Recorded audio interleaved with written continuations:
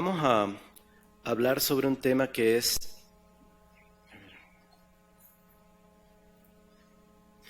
relacionado a el trastorno límite de la personalidad, y hablar del trastorno límite de la personalidad pues sin duda requiere poner sobre la mesa el fenómeno o un fenómeno relacional. La personalidad tiene que ver con el modo de ser, la manera en la que nos relacionamos con el entorno, con los otros y con uno mismo a expensas de lo que pensamos, de lo que sentimos y de lo que hacemos.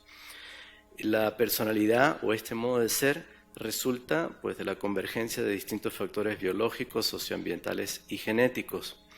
Todos tenemos una forma de ser, una manera de ser, todos tenemos un estilo relacional. Y en ese sentido, pues, estos rasgos de personalidad, como mencionaba, hace referencia a cómo percibimos, cómo nos relacionamos y cómo pensamos y actuamos en la relación con uno, el entorno y la vida en general. A partir de estas formas, estas maneras de interactuar con los otros, es que de una u otra manera podemos interactuar, cooperar, negociar, permanecer en una interacción a pesar de tener motivaciones distintas cuando se trata de cooperar y sobrevivir, que finalmente es uno de los últimos objetivos ontológicos y filogenéticos de la especie. Cuando tenemos patrones inflexibles, desadaptativos, que causan deterioro funcional o malestar subjetivo, entonces estamos hablando de un trastorno de personalidad. Son formas de pensar, sentir, actuar que producen deterioro en las áreas laborales, vinculares, afectivas, familiares, parentales, cuya consecuencia es la ruptura de la interacción, es la ruptura de la experiencia y el colapso de la posibilidad de cooperar. Formamos parte de una especie en la cual para sobrevivir hay que cooperar. Si nuestra manera de sentir, pensar y hacer interfiere de tal manera en la que la cooperación se colapsa, las posibilidades de sobrevivir disminuyen. Y ahí es cuando estamos hablando de los trastornos de personalidad. Una de las características de los trastornos de la personalidad es la inflexibilidad del estilo cognitivo, afectivo y conductual. Es la inflexibilidad del mundo representacional interno, la inflexibilidad en la interpretación, en la decodificación y en la emisión de señales para la cooperación. Hablar del trastorno límite de la personalidad, pues no nos vamos a detener mucho. Ustedes pueden leer los criterios diagnósticos de uno de los sistemas de clasificación que utilizamos en la psiquiatría contemporánea, que es el DSM-5. Ahí están los criterios y fundamentalmente tiene que ver con un patrón inflexible que produce deterioro funcional, laboral, afectivo, vincular, que se caracteriza por problemas en básicamente 3 dimensiones: dimensiones afectivas, dimensiones cognitivas y dimensiones conductuales, caracterizadas por disregulación emocional, dificultades interpersonales y conductas impulsivas. Y sobre todo, un franco problema en la construcción y en la consideración de la representación interna de quién es uno, es decir, de la identidad. Esto se traduce en lo que conocemos como sensación crónica de vacío. Es un problema frecuente, mucho más frecuente de lo que nos podemos imaginar. La prevalencia es del 1 al 2% de la población en general. Es decir, que si aquí contamos a 100 personas, 1 o 2 tal vez tenemos esta condición. No voy a pedir que levanten la mano quien se identifique con los criterios, pero es altamente frecuente.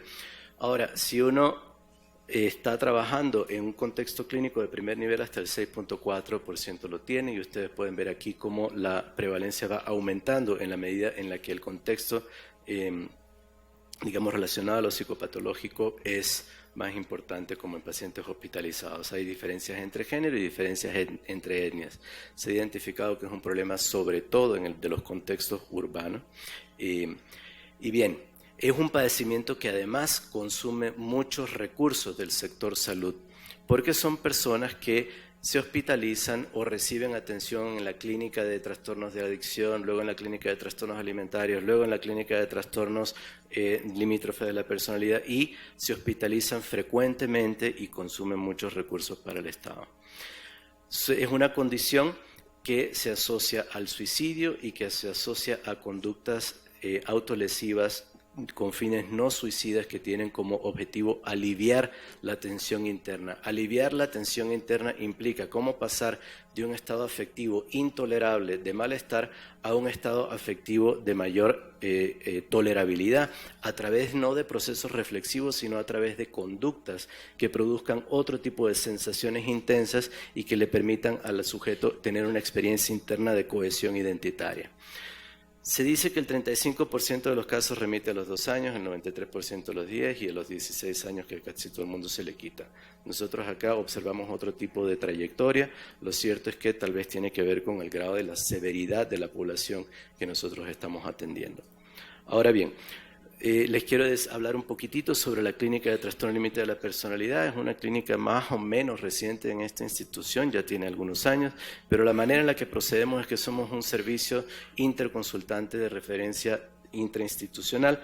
Las personas llegan a una primera valoración inicial, luego después de la evaluación se les devuelve el diagnóstico. Es importante que las personas sepan cómo se llama lo que se tiene, cómo se explica, cómo se trata y cuál es el curso y el pronóstico. Y esta segunda cita tiene un carácter psicoeducativo. En la tercera cita, la tercera semana, se establece lo que llamamos el plan de seguridad, que es una intervención manualizada, estructurada, basada en evidencia desarrollada por el grupo de Barbara Stanley, en donde junto con el sujeto y de una manera colaborativa la persona identifica cuáles son una serie de pasos que puede implementar cuando entra en un estado de disregulación emocional, como para que la imprima, la tenga en una mica en su bolsillo o la pegue en el refrigerador en distintas partes del cuarto o de la casa, como para que cuando entre en un estado poco reflexivo pueda tener un objeto referente que le dice qué es lo que tiene que hacer, y si es de su puño y letra, mejor, porque en ese estado puede identificar que él o ella fue quien escribió los pasos a implementar para la regulación afectiva. Y en la cuarta cita se hace la revisión del plan de seguridad y se decide a qué modelo de tratamiento va a entrar. Generalmente, en esta clínica se ofrece un modelo manualizado, estructurado, basado en evidencia que deriva del conductismo, que es la terapia dialéctico-conductual, y que permite el desahogo de la demanda asistencial. Hay una lista de espera prolongada, pues porque, como sabemos, pertenecemos a una institución del sector salud sobredemandada, pero pues se hace lo que se puede y ese es el reto, ver qué es lo que podemos hacer para ofrecer intervenciones que le ayuden a las personas. Para terminar esta primera intervención, una de las perspectivas que nos interesa en esta mesa y desde donde intentamos trabajar en la clínica de TLP es de una perspectiva relacional, tomando en cuenta la perspectiva evolutiva. Nosotros estamos acostumbrados a estudiar, a mirar, a tratar, a entender al otro, que el otro es el que tiene problemas, el otro es el que tiene una condición que deteriora su funcionalidad. Sin embargo, lo que a nosotros nos interesa, y no podemos estudiar, comprender y tratar la personalidad si no es desde una perspectiva relacional, interaccional y diádica. Es decir, qué es lo que sucede en la interacción con el clínico, ya sea en la entrevista o en el proceso psicoterapéutico. Y nos interesa hablar desde la perspectiva evolutiva porque los trastornos de personalidad, si bien es cierto, se sabe que hasta un 40% del peso de la causalidad tiene que ver con factores genéticos, sabemos que los trastornos de personalidad medio se nacen, pero sobre todo se hacen en el contexto de historias vinculares, relacionales, en donde no sucede generalmente un tipo de interacción que favorece y que facilita la adquisición, el logro del desarrollo de acceder a la función reflexiva y a la flexibilidad cognitiva y a la regulación afectiva. Generalmente se trata de historias relacionales en la cual la interacción entre la cría y el cuidador fue insensible, indisponible, inconsistente, en la cual la cría aprende una serie de estrategias para sobrevivir. Si nosotros tenemos una persona con trastorno límite de personalidad enfrente, vamos a observar una serie de conductas que son maladaptativas, pero son las conductas a partir de las cuales ha podido sobrevivir. Estas conductas se desarrollan en este microambiente. En los primeros 2 años se configuran las estrategias interaccionales que se consolidan y se anclan sobre todo a interacciones no verbales. Y por eso en esta mesa vamos a hablar de aspectos que tienen que ver con el lenguaje no verbal y lo que pasa en el canal de la comunicación no verbal entre una persona que tiene trastorno límite de la personalidad y el clínico, el entrevistador. Ahora bien, en esta escena, pues lo que le toca a la cría es señalizarle al cuidador primario sus estados emocionales internos, y al cuidador primario lo que le toca es tratar de mentalizar, reflexionar y entender qué es lo que le puede estar pasando a la cría para actuar en consecuencia y ayudarle a este otro sujeto que tiene una corteza frontal menos desarrollada, que su cerebro se organice a punta de la repetición de una serie de experiencias en donde a lo que se apunta es a la configuración y a la construcción de la base segura, para que este que está aquí pueda regular sus emociones, saber que este no es lo mismo que este, que es otra persona, que el mundo interno suyo no es lo mismo que el de este, y que en la repetición de la interacción y de la negociación de la reparación de la ruptura es en donde se juega la sobrevivencia del individuo y de la especie. Y mucho de lo que transcurre en esa secuencia interaccional es a expensas de lo no verbal, que es de lo que vamos a hablar. Muy bien. Entonces ahora yo le voy a dar la palabra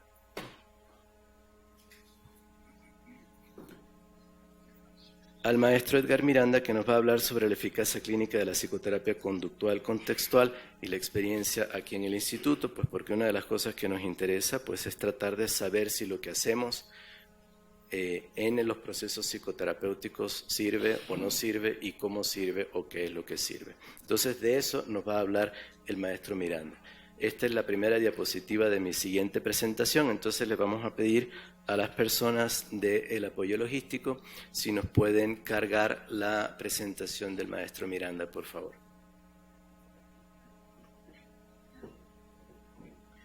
Aprovecho para decir, en lo que se carga esto, que las preguntas van a ser al final de todas las exposiciones.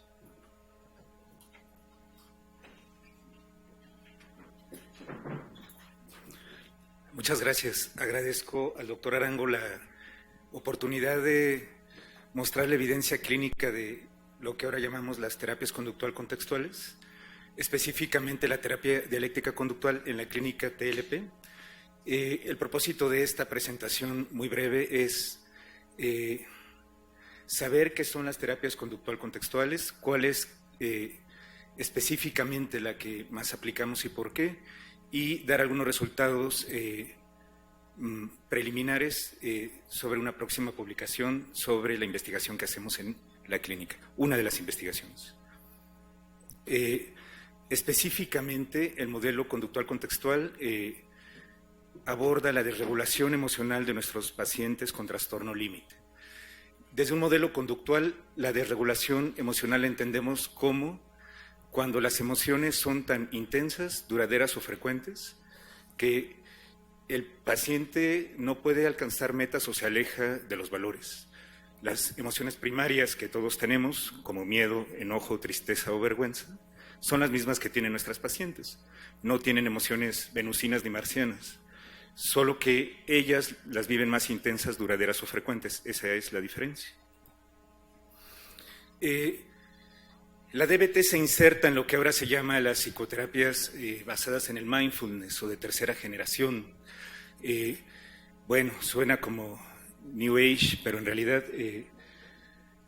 primera generación entendemos el trabajo conductual con los animales, básicamente los trabajos de Skinner y Pavlov, quienes definen de manera muy clara el condicionamiento clásico operante, los reforzadores positivos, negativos, castigos y otros.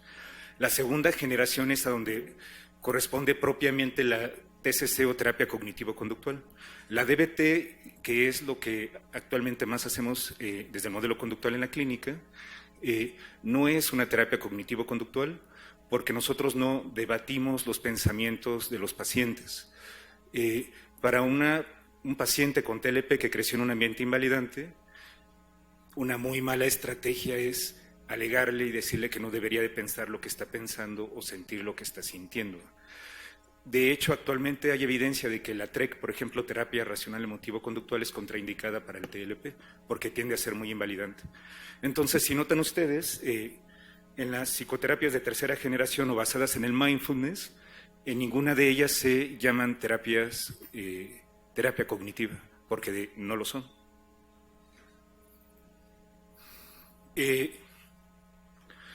¿Por qué un estudio que voy a mostrar, un grupo de investigadores, pretendimos integrar ACT, FAP y DBT, estas psicoterapias de tercera generación, porque son las que muestran mayor desarrollo, consistencia teórica y estrategias de intervención que están manualizadas, es decir, específicamente sabemos qué hacer la sesión 1, la sesión 2, la sesión 3, estructuradas y basadas en evidencias, es decir, que se comparan con otras terapias de elección para el TLP, y estas tres son las que muestran mayor evidencia. Daré una breve semblanza de lo que son estas psicoterapias. ACT, o terapia de aceptación y compromiso, interviene directamente en la evitación experiencial. Hay algo que desde el modelo conductual se llama evitación experiencial, es decir, no quiero sentir, no quiero experimentar. Y como nuestros pacientes tienen un problema para identificar y nombrar sus emociones, un estímulo interno muy intenso como una ansiedad que lleva ya una semana, necesita un estímulo externo igual o mayormente intenso para regularse, por ejemplo, una autolesión. Eso le llamamos evitación experiencial. Y fusión cognitiva es que nuestros pacientes están muy identificados con lo que piensan y creen, y así vinculan así se vinculan con el mundo. Tienden a ser pacientes muy inflexibles, y ese es uno de los blancos terapéuticos de ACT, flexibilizar la conducta. Es decir, la conducta funcional de ayer, si se rigidiza, se convierte en la conducta disfuncional de hoy. Nuestros pacientes en algún momento aprendieron que invalidar al otro, tener una autolesión sirve para regularse, pero lo aplican indiscriminadamente hasta el día de hoy. Eso se llama inflexibilidad conductual, y ACT lo que pretende es flexibilizar y desarrollar una vida consistente con los valores. Los valores son un tipo de reforzador, aunque la palabra valor puede interpretarse como darle un contexto moral, en realidad es una traducción de value, lo que es importante para mí. FAP, o psicoterapia analítica funcional, sobre todo está enfocada a la intervención en las relaciones interpersonales. Considera que la relación terapéutica en un consultorio es lo suficientemente significativa como para que en ese contexto se reproduzcan los estilos de relación que tiene el paciente en su mundo, en su vida cotidiana. Entonces aprovechemos lo que estamos viviendo aquí y ahora dentro de la consulta para identificar conductas disfuncionales y favorecer otras que queremos desarrollar para una vida que valga la pena vivirse. Se llaman conductas clínicamente relevantes tipo 1 y tipo 2. Y bueno, entrando ya a la terapia dialéctica conductual, se desarrolla originalmente por la doctora Marsha Linehan en Washington, desarrolla evidencia para pacientes con conducta suicida crónica. Voy a mostrar rápidamente alguna evidencia de la DBT. Por ejemplo, en este estudio, con una muestra significativa, se evidenció que aumenta la efectividad interpersonal y disminuye la frecuencia de conductas autolesivas. En este otro también hay evidencia de disminución significativa de conductas autolesivas. Las conductas autolesivas sobre todo consisten en cortes superficiales, quemaduras, golpes, sobre todo son lo que más encontramos. En este otro, en este metaanálisis básicamente lo mismo, y encontraron que disminuyeron significativamente la frecuencia de la asistencia a servicios de urgencia o de atención psiquiátrica continua. Aquí en este instituto, la doctora Fátima Mesa hizo su tesis de especialidad, donde tomó la lista de todas nuestras pacientes que habían sido intervenidas en un modelo conductual y demostró que habían disminuido hasta en un 97% su asistencia a atención psiquiátrica continua, mejor conocida como urgencias en este instituto. Bueno, es básicamente lo mismo. También se ha encontrado mayor efectividad interpersonal cuando son intervenidos en el modelo DBT. mejoran en conducta de atracón y en desregulación emocional. ¿Qué es la terapia dialéctica conductual? Tiene dos objetivos básicos: cambio conductual y estrategias de aceptación y validación. El cambio conductual, sobre todo, usa el análisis funcional de la conducta, que es la estrategia principal de la DBT. Entrenamiento en habilidades de afrontamiento, es decir, hacer lo que tengo que hacer para una vida que valga la pena vivirse, y tareas conductuales. Ese es el conductismo como tal. Y las estrategias de aceptación y validación se basan en una filosofía dialéctica. La realidad no es absoluta ni relativa, la realidad se va construyendo día a día, las personas hacemos lo mejor que podemos, hay varias maneras de ver el mundo, lo que ayer me funcionó no necesariamente me funciona hoy, es parte de la filosofía dialéctica. Y la práctica Zen, que no se espanten, no nos rapamos ni dejamos de tomar vino y carne, solo se occidentaliza. Marsha Linehan, bueno, no ella lo manualiza, de la occidentalización de las prácticas de mindfulness y meditación o atención plena con fines clínicos. Al principio de cada sesión, ya sea individual o grupal, llevamos a cabo un ejercicio de atención plena. Este es un ejemplo muy breve del análisis funcional de la conducta. Vean aquí, estoy señalando ahora la conducta problema, una conducta autolesiva. Este es un caso real. Hablamos de vulnerabilidad, donde estoy señalando ahora. La vulnerabilidad puede ser desde muy remota, cuando era una bebé, y el estilo de apego inseguro, y esto que explicó brevemente el doctor Arango, pero puede ser también inmediata anterior. Por ejemplo, dormí muy mal, donde estoy señalando ahora, y ayer solo desayuné, por ejemplo, en el caso de la paciente. ¿Qué sucede? Su hermana choca el auto, ella siente culpa por haberlo prestado, la madre y la hermana le dicen que exagera su sentir. La paciente tiene pensamientos autoinvalidantes, es decir, no sirvo, no entiendo, no valgo.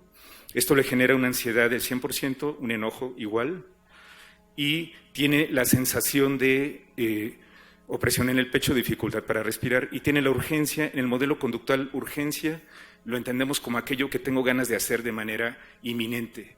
Está un poquito abajo del impulso, tiene la urgencia de suicidarse. ¿Qué tiene una conducta autolesiva? Cortes superficiales. La funcionalidad de la conducta consiste en que con esta conducta autolesiva, vean ustedes cómo bajó la ansiedad y el enojo. Dramáticamente, de hecho el enojo lo reportó como 0. Las conductas autolesivas, le decimos a los pacientes, sirven. Así es lo primero que les decimos, no nos espanta, sirve en el momento, después todo lo complica. Después viene castigo económico por parte de la madre, ahora la paciente se siente muy culpable por haberse cortado, porque la llevaron a urgencias, y vuelve a aumentar su enojo. La DBT se basa en una teoría biosocial. Hay una vulnerabilidad emocional, vulnerabilidad incluye lo biológico, genético, pero sobre todo hay un ambiente invalidante. El ambiente invalidante es cuando el paciente no es visto, no es suficiente, no es atendido en sus necesidades primarias. Se espera esto de él y yo estoy aquí. Como a esta edad necesito ser visto, validado y entendido por el cuidador primario, pero no lo está haciendo, hago esto. Cuando creo haber llegado, y entonces el paciente crece con una sensación de insuficiencia, de inadecuación. Algo malo está ocurriendo conmigo. Las estrategias básicas del terapeuta son validación. Dado que crecieron en un ambiente invalidante, lo peor que podemos hacer es decirle a nuestros pacientes: no deberías de pensar eso, no es para tanto, el terapeuta soy yo. Hay quien lo dijo. Necesitamos estrategias de regulación emocional. Lo que hacemos en la clínica pues implica un desgaste para los clínicos, los psiquiatras, y necesitamos aprender a regularnos. Tenemos una consultoría y reuniones constantes para atendernos y apoyarnos entre nosotros. Enseñamos a los pacientes a desarrollar estrategias de cambio también. No validamos indiscriminadamente, solo validamos lo cierto, lo relevante y lo funcional. Hay diferentes niveles de validación, desde estar despierto, es decir, si estamos en grupo y el paciente está llorando, le acerco los Kleenex. Perdón, los pañuelos, es que hay transmisión y vaya. Los pañuelos desechables. No ven a cobrar, de por sí gano un poquito. Y bueno, van aumentando los niveles hasta actuar genuinamente. Gracias, doctor. Solo me quedan 5 minutos. Actuar genuinamente es ser yo apegado a un método. Hay diferentes fases que van desde la reducción de la conducta suicida. Lo primero que tenemos que hacer es que el paciente pare ya mismo las conductas suicidas, el abuso de sustancias y favorecer la estabilidad emocional. Después nos abocamos a los síntomas postraumáticos. Hay un modelo estructurado dentro de la DBT para el estrés postraumático, se llama exposición prolongada. Y por último, dirigida al logro de los objetivos personales e incremento de la satisfacción. Son 4 módulos. El primero es el de atención plena, el segundo, habilidades de regulación emocional, tolerancia al malestar y efectividad interpersonal, hacer y decir lo que tengo que hacer y decir con las personas indicadas, hacer peticiones, plantear negativas, estrategias de asertividad y otras. Incluye la DBT, psicoterapia individual, entrenamiento en habilidades o grupo terapéutico, asistencia telefónica, reuniones de equipo de nosotros, los de la clínica, y terapia para familiares y allegados. La propuesta de la investigación fue hacer una integración de las 3 psicoterapias comparándolas con la de mayor efectividad, la DBT, porque, como mencionó el doctor Arango, pues, es una institución pública con alta demanda. Hemos llegado a tener lista de espera de 120 pacientes. Bueno, la intención, el objetivo fue integrar las 3 psicoterapias que han mostrado evidencia en una psicoterapia breve. Participaron 65 pacientes, distribuidos en estos 3 grupos con este número de pacientes. Fueron grabadas, se hizo consentimiento informado, fueron evaluadas por 2 médicos psiquiatras. Básicamente con la entrevista con las sesiones, primeras 4 sesiones que habló el doctor Arango y estos instrumentos. Los resultados es que en los 3 grupos, tanto donde se combina ACT-DBT y FAP versus ACT o DBT, encontramos mejorías significativas, sobre todo medido con BEST, la severidad de los síntomas de TLP, regulación emocional, disminución de la evitación experiencial y mayor control sobre las experiencias, sobre todo las privadas. Discutimos que las 3 modalidades favorecieron la disminución de la severidad de los síntomas. Sin embargo, se sugiere privilegiar DBT a pesar de que ACT y FAP han mostrado evidencia. Aún DBT en su versión breve son 22 sesiones, grupo e individual. A pesar de que en este estudio se evidenciaron mejoras clínicas similares entre los grupos, DBT tiene mayor evidencia científica en 25 años de investigación alrededor del mundo. La primera publicación de la doctora Linehan es de 1993, su manual más reciente es del 2014. Si no encontramos diferencias significativas y DBT tiene mayor evidencia, parte de lo que estamos discutiendo es mejor entrenarnos, apegarnos al modelo que muestra mayor evidencia y que también protege más al terapeuta. ACT y FAP ha probado, el doctor Kanter hizo una investigación con nosotros, aquí con la clínica, el doctor Arango, Michelle Reyes, Natalia Vargas, Edgar Miranda, donde midió justo el desgaste profesional y parece ser que ACT y FAP lo favorecen más que la DBT. Para poder llevar a cabo esta investigación, el doctor Arango, la doctora Rebeca Robles y Ana Fresan hicieron gestiones y obtuvimos recursos para financiar a terapeutas y psiquiatras. Esta investigación no se estaría llevando a cabo sin el apoyo de los residentes de este instituto, del Hospital Psiquiátrico Fray Bernardino Álvarez, por ahí veo a la doctora Díaz. Me faltaron otros, no puse al doctor Santos, seguro porque es mi amigo, se me olvidó.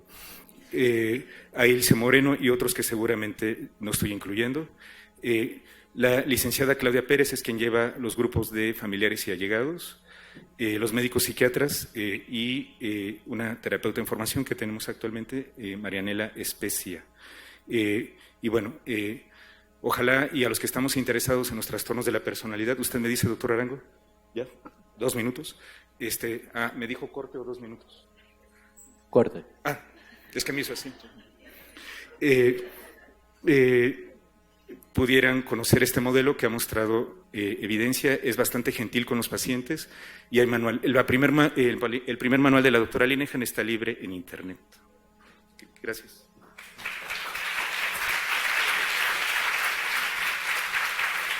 Muchas gracias al maestro Miranda por compartir con ustedes y con nosotros Le voy a pedir por favor al apoyo logístico que nos cargue la presentación de Javier Villanueva. Javier va a hacer su presentación sobre tonos, emociones y trastorno limítrofe de la personalidad. Adelante, Javier. Muy buenas tardes.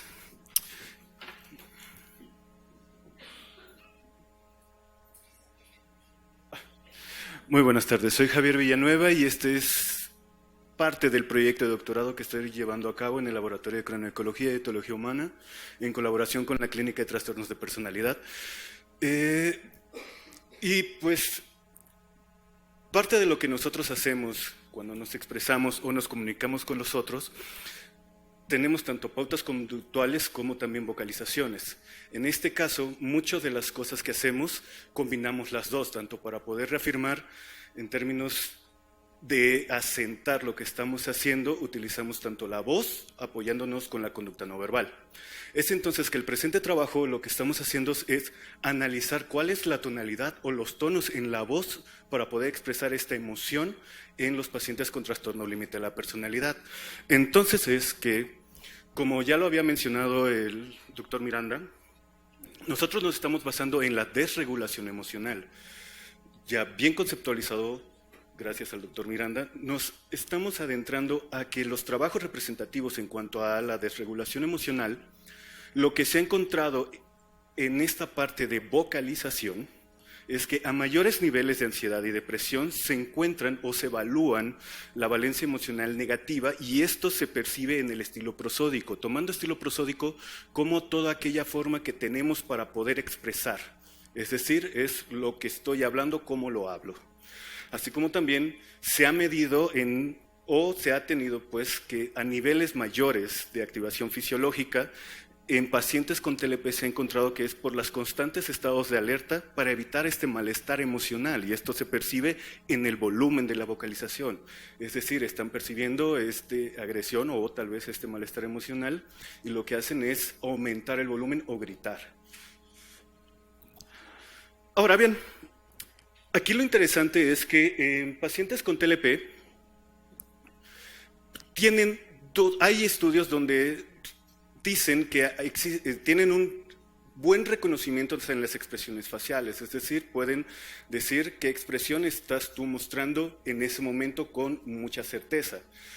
Por otro lado, también se han encontrado estudios que también te dicen la forma en la que estás vocalizando, te encuentran la emoción o pueden percibir la emoción en la que estás vocalizando de manera separada.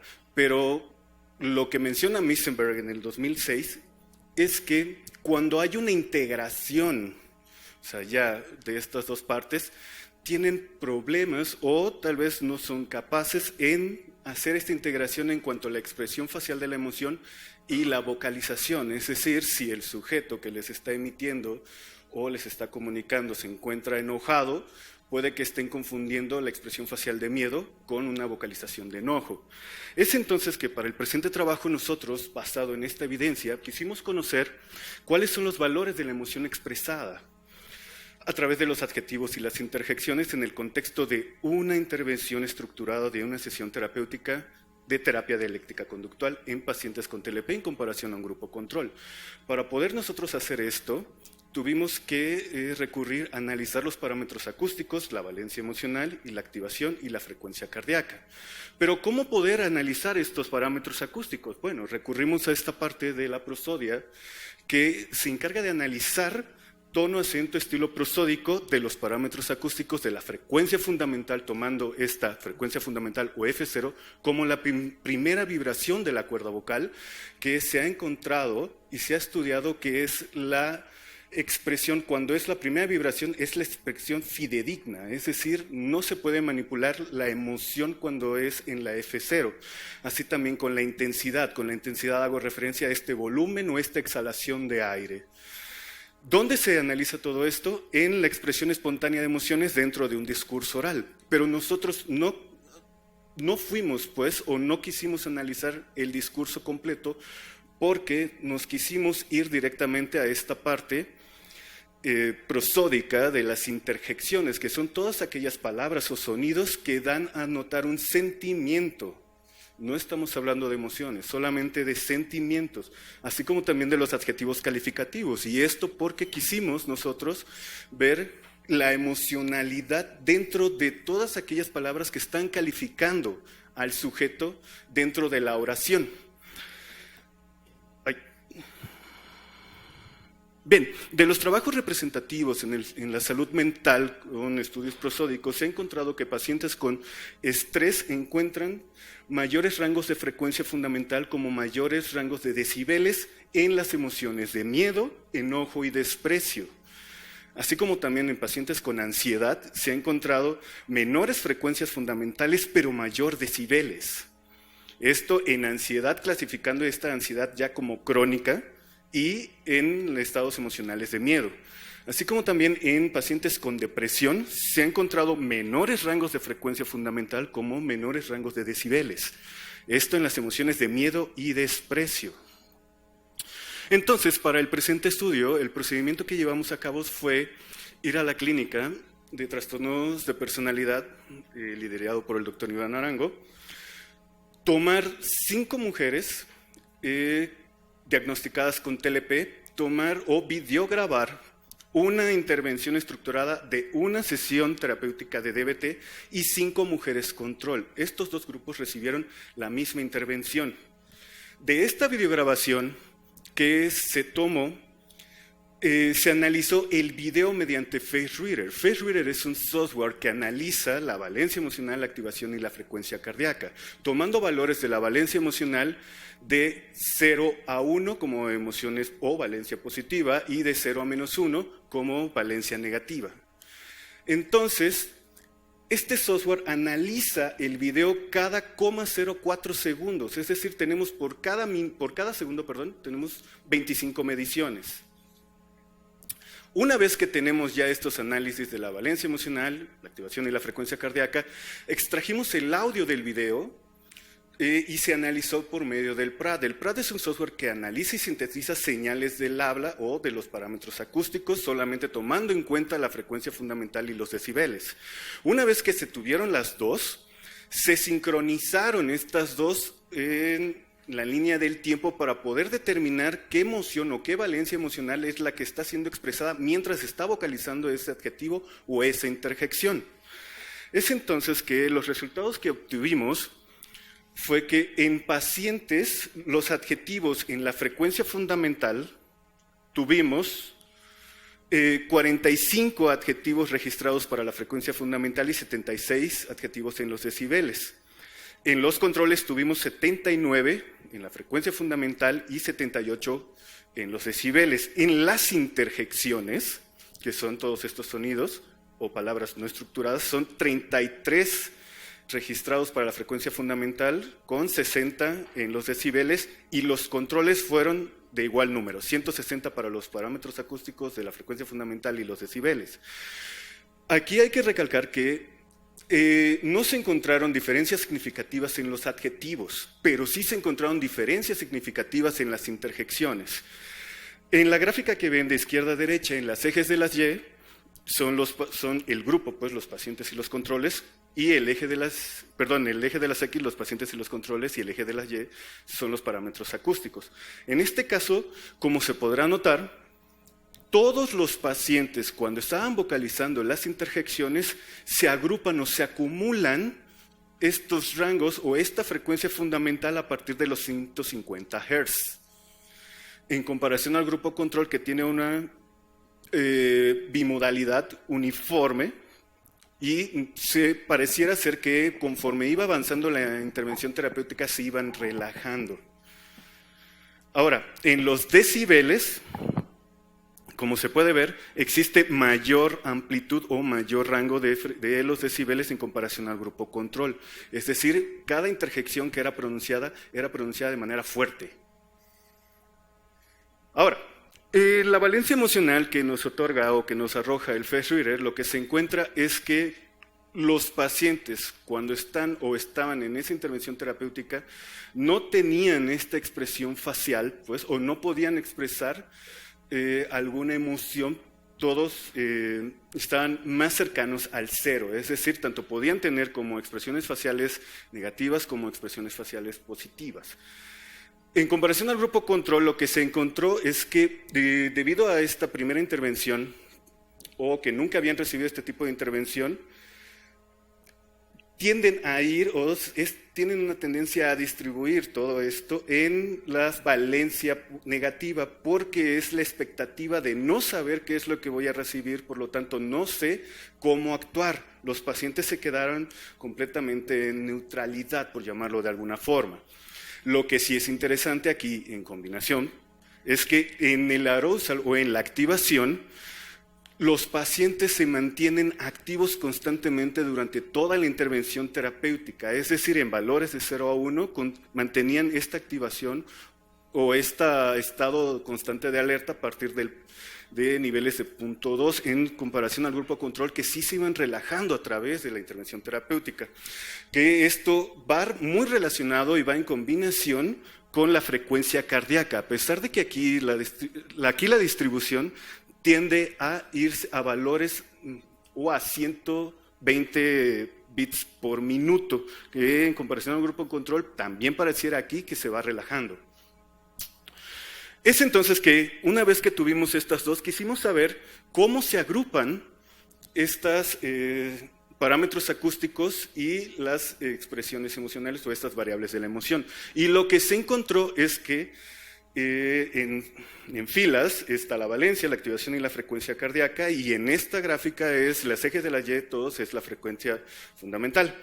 Entonces lo que se encontró es que los pacientes solamente se agrupan en dos rangos de frecuencia fundamental, en comparación al grupo control, que tiene más variabilidad para expresarse. Es decir, aquí sí podemos empezar a decir que existe una mayor regulación emocional. Aquí los pacientes empiezan a contenerse para no poder expresar, tal vez de manera libre, esta emoción que están sintiendo. Ahora, en la activación, como les mostré en las gráficas anteriores, aquí empieza a haber una contención en cuanto a respiración en la frecuencia fundamental.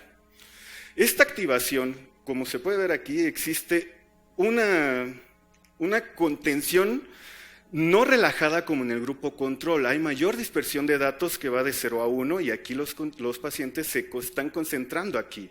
La frecuencia cardíaca se puede notar que también se están conteniendo. Esto puede deberse a que no quieren tal vez expresar, o tal vez se puede decir que son, debido a la intervención terapéutica, se puede ver que están conteniendo por ser la primera intervención. Aquí nada más es una nada más. Ahora, aquí en los decibeles, aquí son igual para los dos casos, tanto para los pacientes y controles, se dividen en dos grupos.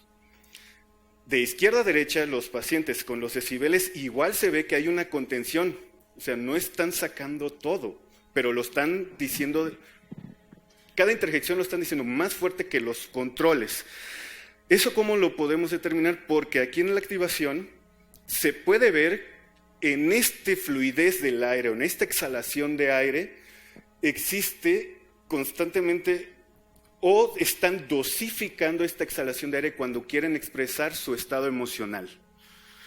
En comparación al grupo de control, que se ve que hay una relajación total durante toda la intervención terapéutica, lo que no sucede pues en el grupo clínico.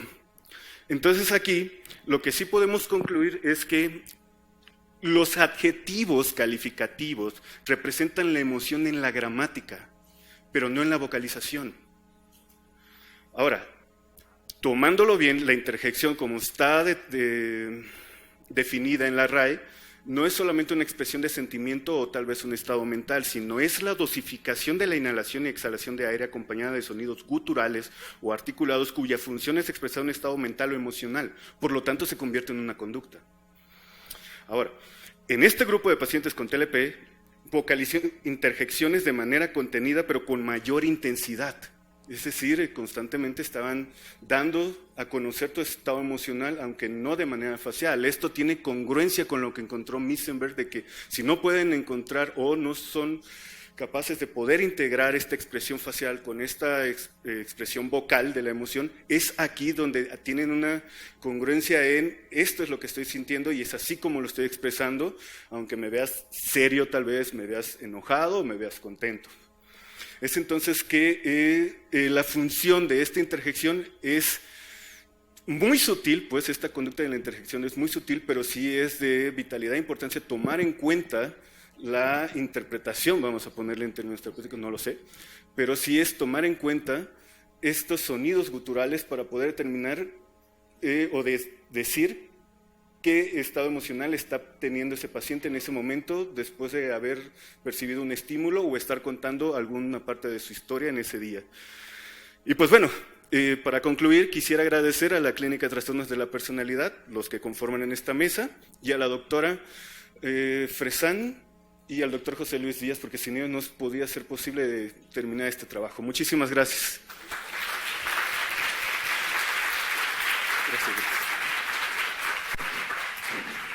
Gracias, Javier, por la presentación de tus datos preliminares.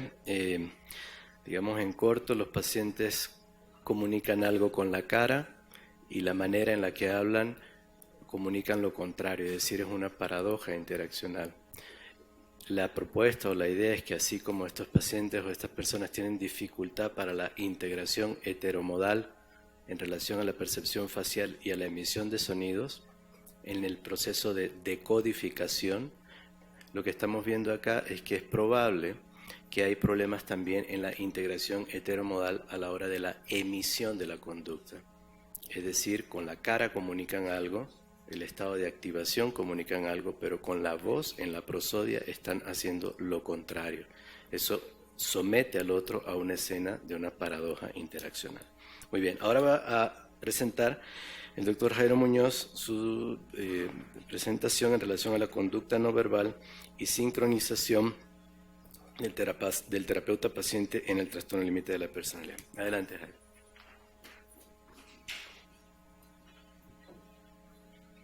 Gracias, buenas tardes a todos. Yo les voy a hacer una aproximación presentándoles algunos resultados de dos investigaciones que se hicieron, que fueron el producto de dos tesis de estudiantes en psicología acerca de la conducta no verbal y sincronización terapeuta-paciente en el trastorno límite de la personalidad. La etología, como ustedes saben, es el estudio biológico del comportamiento en su ambiente natural. Ese estudio biológico del comportamiento implica el comportamiento no verbal, tanto sea como la expresión facial de las emociones o la conducta no verbal corporal. A raíz de los estudios y de los estudios realizados por Ireneus Eibesfeld en Alemania, se desarrolló toda un boom para estudiar la conducta no verbal en humanos, o sea, la parte de etología humana. Y esta parte de la etología humana la ha tomado la psiquiatría, y hay una relación entre la psiquiatría y la etología. De hecho, los psiquiatras que trabajan desde el punto de vista de la psiquiatría evolutiva han entrado a la psiquiatría evolutiva a través de la etología, porque el sustento teórico de la etología es la evolución. Muy bien, entonces, como nos dedicamos a estudiar la conducta no verbal, una aproximación interesante es entender que de todo el 100% de la comunicación, la comunicación no verbal es aproximadamente el 60%, y esta es muy poco controlable. Es más controlable el discurso verbal que la conducta corporal. Entonces, este estudio de la conducta no verbal es una buena posibilidad para brindar conocimiento objetivo con respecto a la conducta humana normal y patológica. Se me fue para atrás. El objetivo general del primer estudio fue describir el perfil conductual de los pacientes con trastorno límite de la personalidad en el contexto de una interacción diádica con respecto a un grupo control. Participaron 4 hombres y 11 mujeres pacientes con edades entre 24 a 45 años, y de controles participaron 4 hombres y 9 mujeres pareados por edad y sexo. De los materiales y procedimiento, bueno, se hizo una videograbación de sesión terapéutica y entrevista tipo psiquiátrica, se obtuvo la videograbación, se hizo una confiabilidad entre observadores y se hizo un registro conductual en ventanas de 15 segundos de los primeros 10 minutos de la sesión terapéutica. Se utilizó el instrumento de Ethological Coding System for Interview. Ese instrumento fue desarrollado por un psiquiatra italiano, Alfonso Troisi, que quiso estudiar la relación médico-paciente en una condición terapéutica. Nosotros tomamos este instrumento, lo tradujimos al español, hicimos la confiabilidad y lo utilizamos para este tipo de estudios. El instrumento está compuesto de 10 categorías conductuales y de sus pautas conductuales que pueden ser dadas por frecuencia y por duración. Y hay pautas conductuales que son dadas solamente por frecuencia, porque son atemporales, por decirlo de alguna forma, es un movimiento muy rápido, brusco. Y utilizamos el Observer, que es un software que nos permite introducir la videograbación, introducir también el sistema de codificación etológica con categorías y pautas conductuales, y así desarrollar el trabajo de cada 15 segundos qué conductas o qué conjunto de pautas conductuales se está produciendo. Bien, obtuvimos los siguientes resultados. En la categoría de afiliación, cuando hicimos grupos de edad de 20, 30, 40 años, encontramos que el grupo control de 40 años presentó una frecuencia más alta que el grupo de 30 años control de conductas de afiliación, y el grupo clínico no presentó ninguna diferencia. Esto implica un efecto de positividad. Se ha reportado que las personas, a lo largo que pasa el tiempo y que pasan las edades, lo que buscan es estar en una situación más cómoda, es decir, más afiliativa, y evitan las conductas de tipo negativo. En la categoría de autodirigidas encontramos que mano, boca y mover dedos en el grupo clínico se presentó con mayor frecuencia que el grupo control.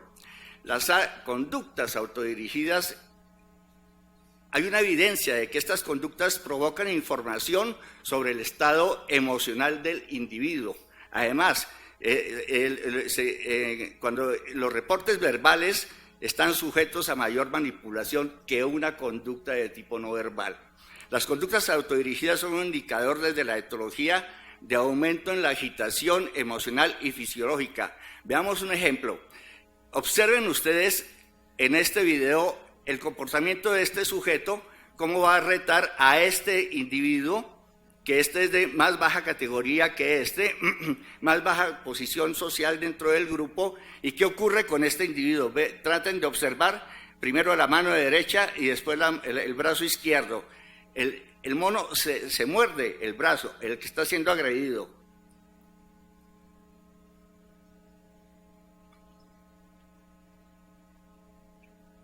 Esta es una conducta de consolidación donde es como el permiso para que siga agrediendo a este sujeto, ¿no? Y vean ustedes lo que ocurre. se muerde, este sujeto está siendo agredido, primero el brazo izquierdo, el derecho, y posteriormente el brazo izquierdo. ¿Cuál es la función de esa conducta? La función de esa conducta es de reducir la tensión que le está produciendo el contexto y el medio en el cual se está encontrando, que es un encuentro agonístico. Muy bien. Encontramos correlaciones en el grupo clínico entre afiliación, sumisión, evasión, aserción, evasión, agresividad, tristeza, agresividad. Pareciera que esas asociaciones que se encuentran, hay conductas que son opuestas. Esto implicaría, de pronto, pensándolo desde el punto de vista del TLP, un fenómeno que tiene que ver con la lexitimia, que es un rasgo de personalidad que implica una disminución en la habilidad para identificar y comunicar emociones. Entonces parece haber una relación que las personas que sufren TLP han sido maltratadas en la infancia y tienen un apego inseguro. Entonces es interesante estudiar la asociación TLP, apego inseguro a lexitimia. Muy bien. El siguiente estudio quisimos abordar el fenómeno de la sincronización paciente-terapeuta. En la sincronización existen diferentes enfoques. Está el enfoque social, que hace alusión a la imitación directa de la conducta que el otro está emitiendo. El enfoque físico hace alusión a la fuerza cinética del movimiento, ¿no? Eso es dentro de la textura cognitiva del comportamiento. Estos fenómenos tienen que ser estudiados. Y el enfoque biológico hace alusión a los ritmos cerebrales y los mecanismos que participan en el reconocimiento de caras. Entonces, cuando nosotros estudiamos esta intersección, podemos hablar entonces y discernir lo que es la empatía, la imitación, el mimetismo, el contagio emocional. Pero veamos qué estudios podemos narrar acerca de esto. Condon y Oxton estudiaron en una condición familiar de una cena la sincronización y observaron que cuando uno de los personajes de la cena habla, los otros sincronizan con movimientos de cabeza, tronco y dedos. En otra investigación, Grama y colaboradores de Austria analizaron la sincronización, pero en personas desconocidas, y encontraron que hay una sincronización en pautas como brazos, manos y miradas, pero en personas del mismo sexo. Ramsaya y Schaher estudiaron el análisis de movimiento coordinado en trastornos de ansiedad, afectivos, de personalidad, de alimentación, en depresión, psicosis, esquizofrenia, a lo largo de varias sesiones terapéuticas. Y lo que encontraron es que hay una sincronización en diadas del mismo sexo en el avance de las sesiones terapéuticas. Finalmente, Lavelle et al.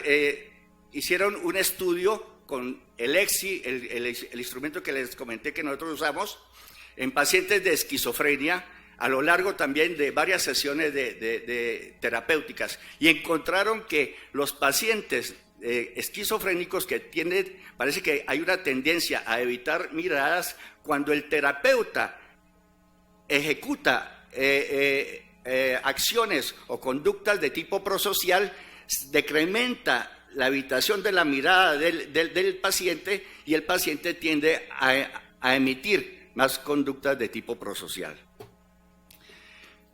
Entonces, perdón, se me fue.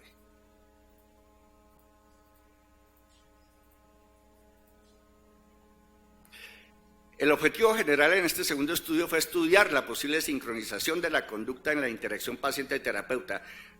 2 pacientes hombres, 8 mujeres de 25 a 43 años, 2 terapeutas hombres, 1 mujer. El procedimiento fue el mismo procedimiento del estudio anterior. Encontramos que hay una asociación positiva entre la conducta a sentir entre terapeutas y pacientes.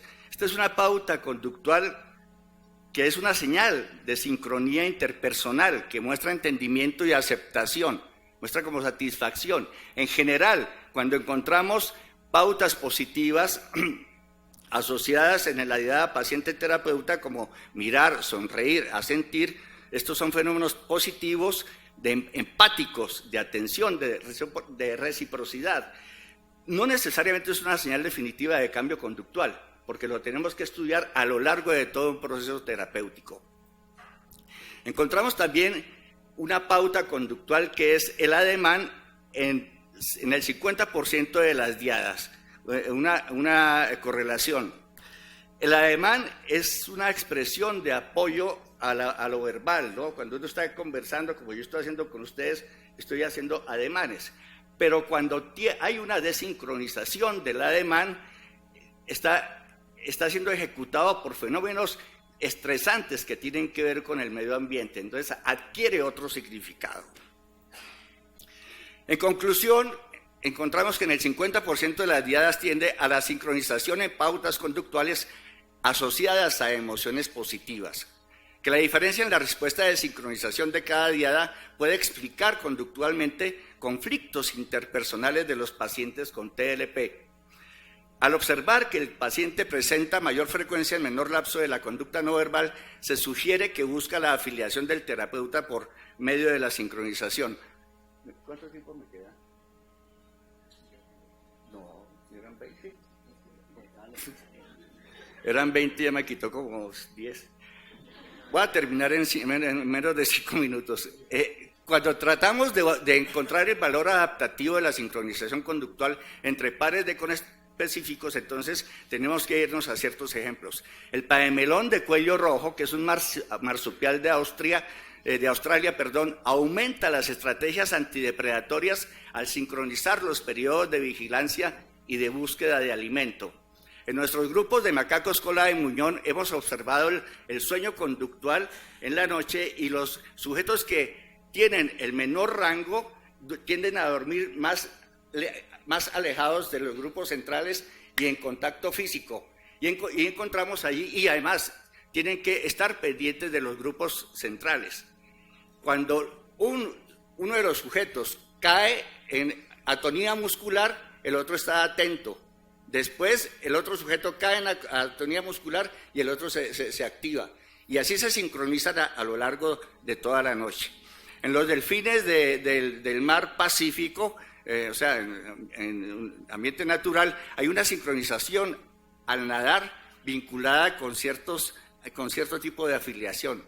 En los monos araña hemos visto también que cuando hay un vínculo familiar, esta es una hembra, este es el reposo, actividad de una hembra a lo largo de 140 días, estas son las horas. Entonces lo que está en negro es actividad, lo que está en clarito es reposo.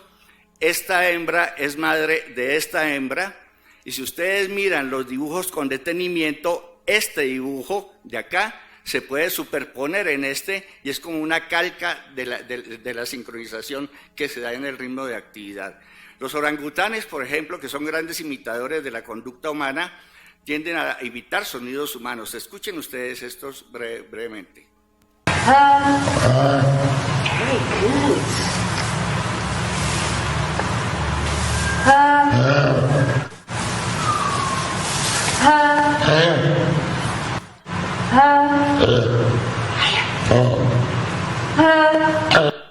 Muy bien.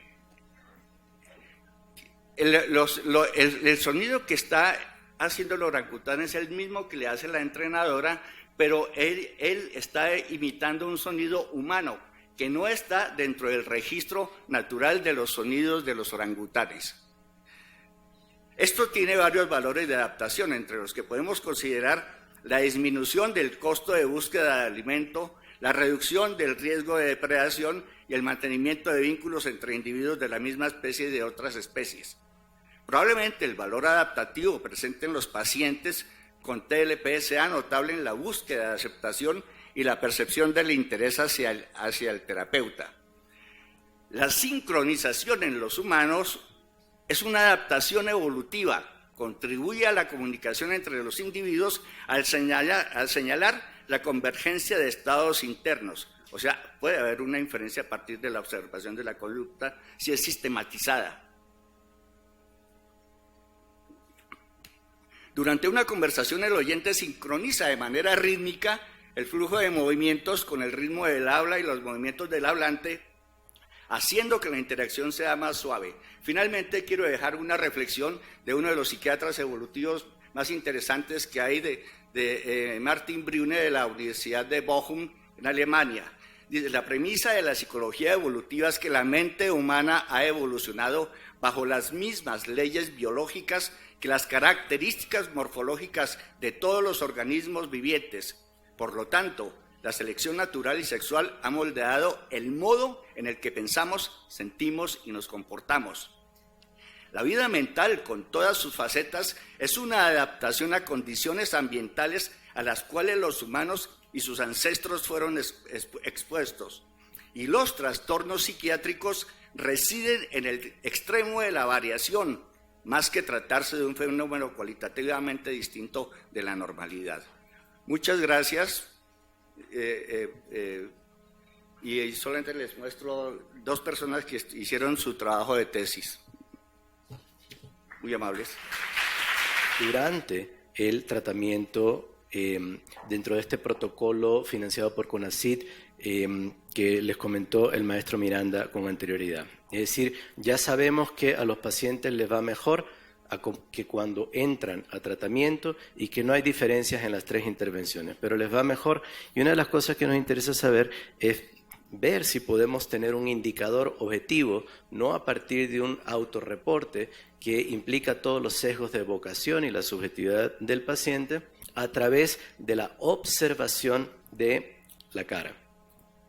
Entonces se analizaron 36 videos de sesiones individuales, finalmente se pudieron analizar 29 videos porque 7 fueron eliminados por rotación del rostro y la duración de los videos fue aproximadamente con una media de 20.9. Se analizó la expresión facial de la emoción durante los primeros 10 minutos y los últimos 10 minutos de cada una de las sesiones y en el estadio del proceso, en las primeras 3 sesiones, en las sesiones intermedias y en las sesiones finales después de la 8ª sesión. Es decir, queríamos observar si habían diferencias en cómo entra un sujeto a una sesión y cómo sale, y cómo entra un sujeto a un proceso terapéutico de 22 sesiones en terapia dialéctico-conductual y cómo sale, en términos de la expresión facial de la emoción. Utilizamos, como comentábamos, estos software que pudimos adquirir a través del financiamiento de CONACYT. Uno es el Face Reader y lo que ustedes pueden ver acá, esta es una foto fija de un sujeto aquí en el instituto, en donde esta es una plataforma que nos muestra en tiempo real, a través de la colocación de una rejilla sobre la cara de la persona, en donde se anclan las unidades de acción facial, y nos puede ir mostrando la intensidad de cada una de las emociones, tanto de la neutralidad como de la felicidad, la tristeza, el enojo, la sorpresa, el miedo, el asco y el desprecio. Y además nos despliega la activación y la valencia emocional. Aquí van ustedes a ver un video en tiempo real, en donde este es otro output o otro despliegue de información del programa, en donde nos mide a través de un sistema de fotopletismografía la frecuencia cardíaca, también despliega una cosa que se llama el circunplejo afectivo, el affect circumplex, que nos dice si la emoción es placentera o displacentera y si hay mayor activación o menor activación. Y ustedes pueden ver cómo este es un programa que analiza distintas unidades de acción facial y nos va diciendo la activación, la frecuencia cardíaca y el estado afectivo y la activación del paciente. Con este programa, entonces, lo que nosotros encontramos es que, si me pueden dar la siguiente diapositiva,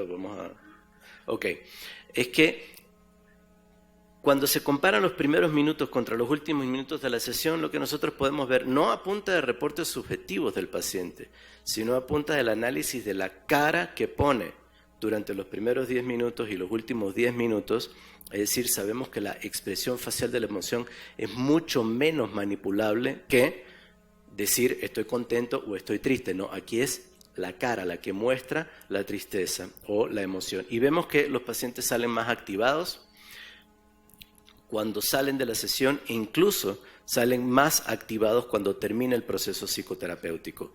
cuando entran a una sesión psicoterapéutica, entran en este estado de activación y salen con una valencia positiva, con una valencia afectiva, y al terminar la sesión, la valencia emocional es mayor. Si nosotros sabemos que la valencia en este software se mide con la intensidad de la emoción de felicidad menos la intensidad de la emoción desagradable de mayor manifestación, vemos que los pacientes salen sintiéndose mejor después de o cuando termina la sesión.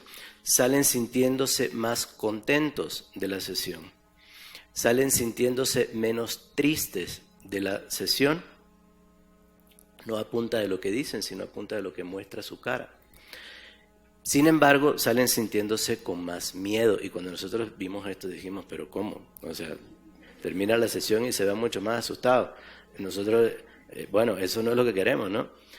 Pero sin embargo, cuando nos pusimos a pensar, es que resulta que esta es una terapia que una de las cosas que intenta hacer es transitar y resolver la evitación experiencial.